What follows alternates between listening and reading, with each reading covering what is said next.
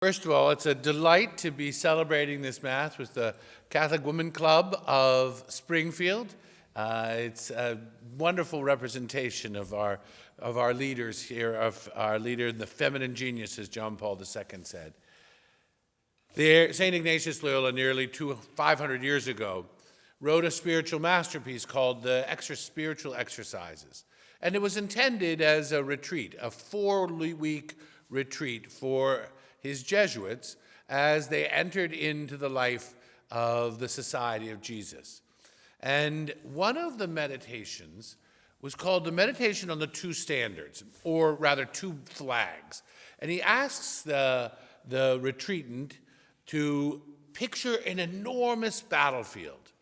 And in this battlefield, at one end stands our Lord in his glory, and under the other flag, Satan.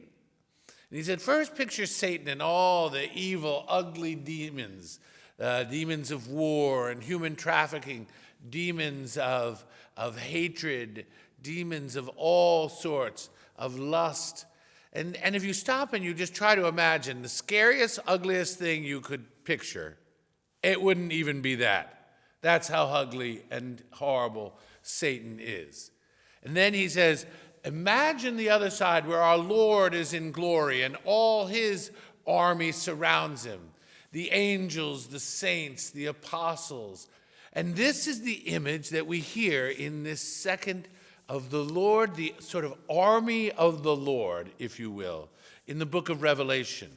He said, I see a multitude which no one could even count, from every race, nation, people, and tongue, wearing white robes and holding palm branches in their hands.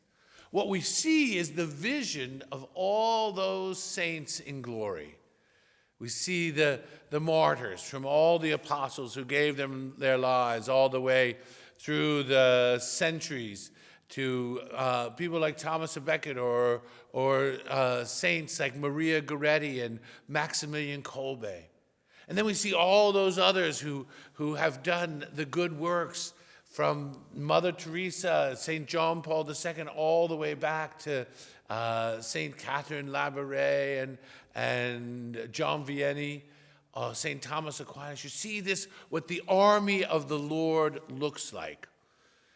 And on those two sides, we realize that if you looked closely on the Lord's side, you would see all these famous faces. But then you look and you might say, hey, there's Grandma. Or we hope.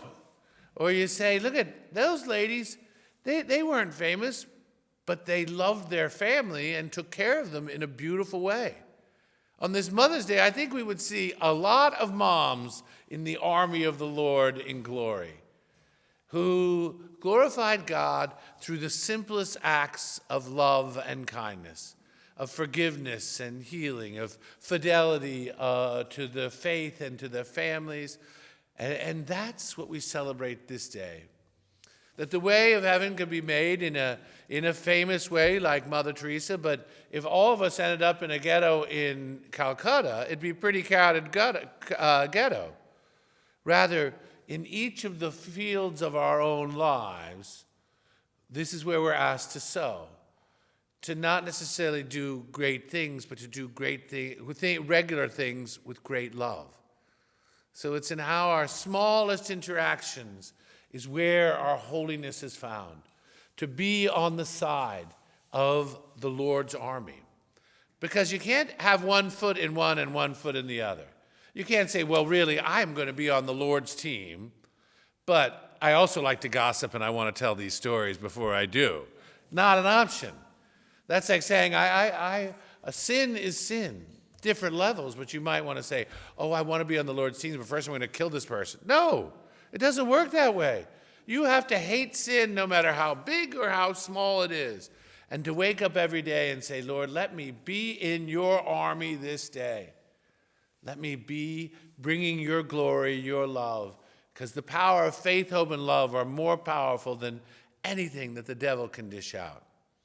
But I also think on this Good Shepherd Sunday, that he's the Lord with the sheep. Well, we often picture Jesus with the sheep, and he looks so sweet and kind and gentle. And that's what a shepherd is, I think, most of the time. They live a pretty peaceful life under the stars, taking care of the sheep. But catch one when a wolf arrives.